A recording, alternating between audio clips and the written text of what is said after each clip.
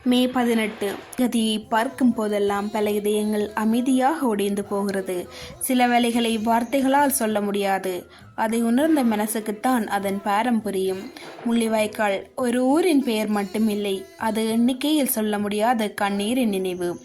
அம்மாவை இழந்த குழந்தையின் கதறல், குழந்தையை இழந்த அம்மாவின் உயிரில்லா பார்வை, கணவன் திரும்பி வருவாரென்று காத்திருந்த மனைவியின் முடிவில்லா காத்திருப்பு, இவையெல்லாம் கலந்த ஒரு மௌன வேதனை. அந்த நாட்களில் எத்தனை மக்கள் பயத்தோடு வாழ்ந்திருப்பார்கள். ஒவ்வொரு சத்தத்திற்கும் நடுங்கி இருப்பார்கள்.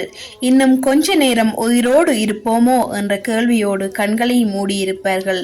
சில குழந்தைகள் விளையாட வேண்டிய வயதில் பயந்து அழுது கொண்டே அம்மாவின் கையை பிடித்திருக்கும். சில அம்மாக்கள் தங்கள் பிள்ளைகளுக்கு உணவு கூட கொடுக்க முடியாமல் கண்ணீரை மறைத்து சிரித்திருப்பார்கள்.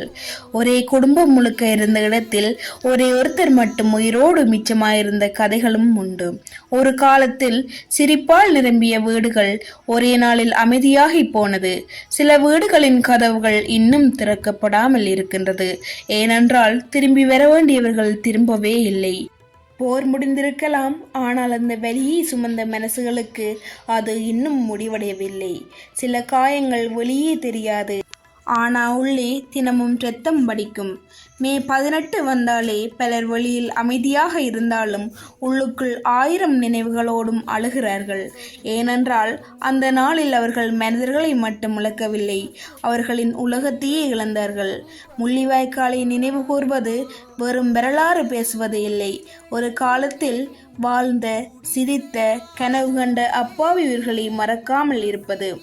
இன்று அவர்கள் இல்லாமல் போயிருக்கலாம், ஆனால் அவர்களின் நினைவுகள் ஒவ்வொரு கண்ணீரிலும், ஒவ்வொரு அமைதியிலும், ஒவ்வொரு மே 18 இன்னும் உயிரோடு இருக்கு. முள்ளிவாய்க்கால் மகள் நான். மௌனமாக இருந்தாலும் என்னுள்ளே ஒரு இனத்தின் கண்ணீர் வாழ்கிறது. இழப்புகளை தாங்கி நிற்க கற்ற மனசு, வலிகளை மறைத்து சிரிக்க பழகிய உயிர். மே 18 வந்தாலே உள்ளுக்குள் மீண்டும் உடைந்து போகும் நினைவின் குழந்தை நான்.